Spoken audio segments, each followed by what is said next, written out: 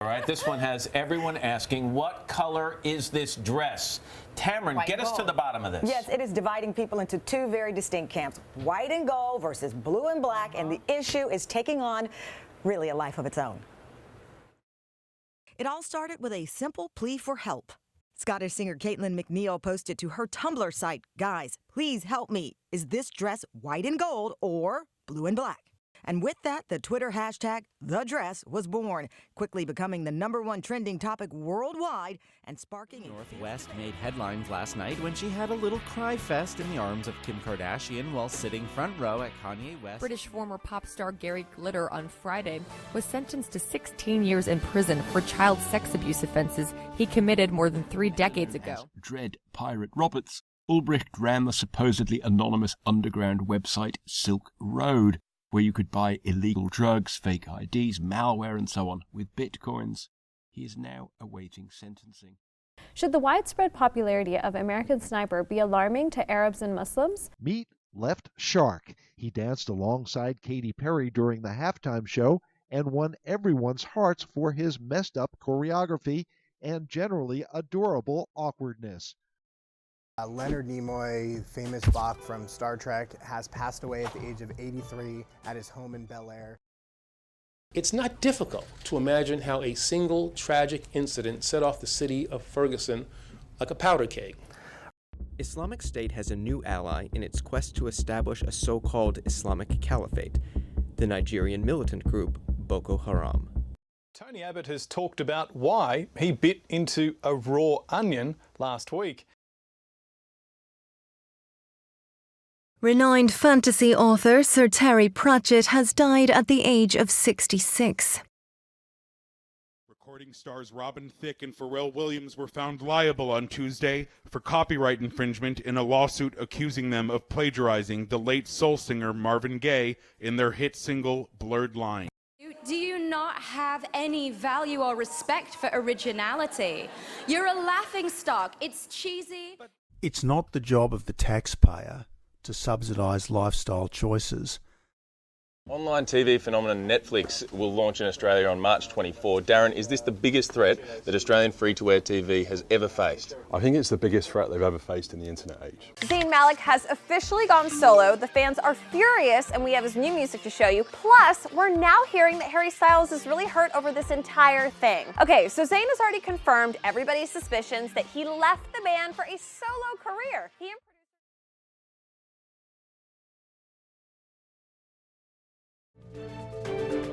Johar Tsarnaev could now face the death penalty for the Boston Marathon bombing. After 2 days of deliberation, jurors found him guilty on all 30 counts.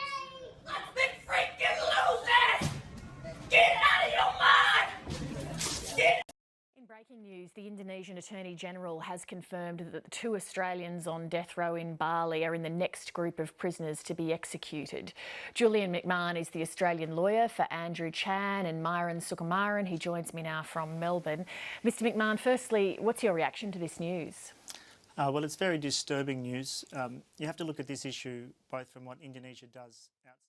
Artist Ben Quilty flew back to Australia today after what looks to be his final trip to Bali to visit his friend Myron Sukumaran. Yes, for all intents and purposes, I am a woman. AC/DC's drummer Phil Rudd was arrested in New Zealand for trying to procure murder, which is the fanciest way to say he tried to hire a hitman. The results are almost all in from the 2015 UK general election. The Conservative Party has won enough seats to govern alone. Johnny Depp has 50 hours to remove his Yorkshire Terriers, Pistol and Boo, from Australia, or the country's agricultural minister says he'll have them killed.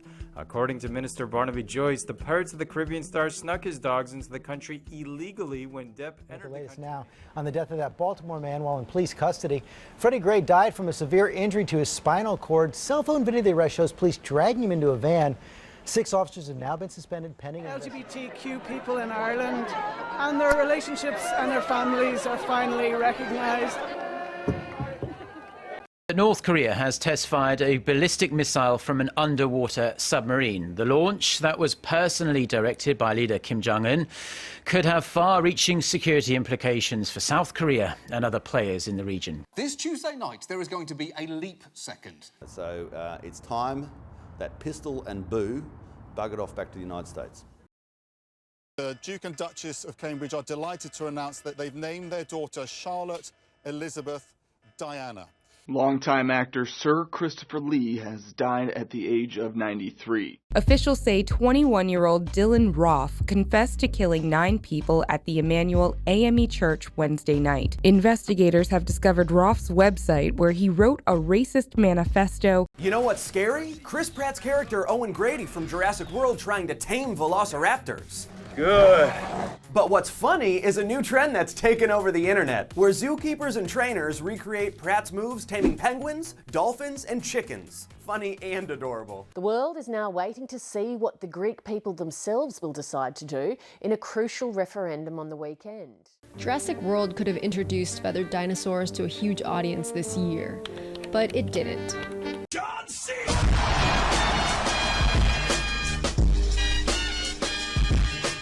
The U.S. Supreme Court has ruled that states cannot ban same-sex marriages. What this means is that it is now the law of the land.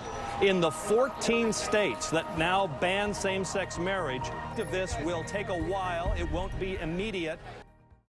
Now, BP will pay nearly $19 billion to the U.S. government and 5 states for environmental damage and human casualties. NASA has released new images of Pluto, giving the best close-ups humans may see for decades. The photos show cratered, mountainous and glacial terrains on the planet situated 3 billion miles away from Earth. This summer, the Frankenstein-like hybrid economy that is China's system turned on its creator, forcing the government to take unprecedented action to prevent its collapse. This morning, the Supreme Court recognized that the Constitution guarantees marriage equality. In doing so, they've reaffirmed that all Americans are entitled to the equal protection of the law. Misty Copeland is performing the lead role of Clara in The Nutcracker at the American Ballet Theater. She is the first African-American ballerina to do so in the company's 75-year history. What are those? This is a photo of a dead raccoon on a sidewalk in Canada. Omar Sharif, the Egyptian actor who became an international star in Lawrence of Arabia, has died at age 33. I've done nothing but love and support you. Maybe one of the men took your slot. Prime Minister Alexis Tsipras has resigned, triggering a new election, the second Greek election of 2015. To the Kingdom of Tonga now, where King Tupou VI and Queen Nana Sipa'u were formally crowned last weekend. And finally, the death toll from Pakistan's intense heat wave has risen to over 700. Atticus Finch is revealed to be a segregationist.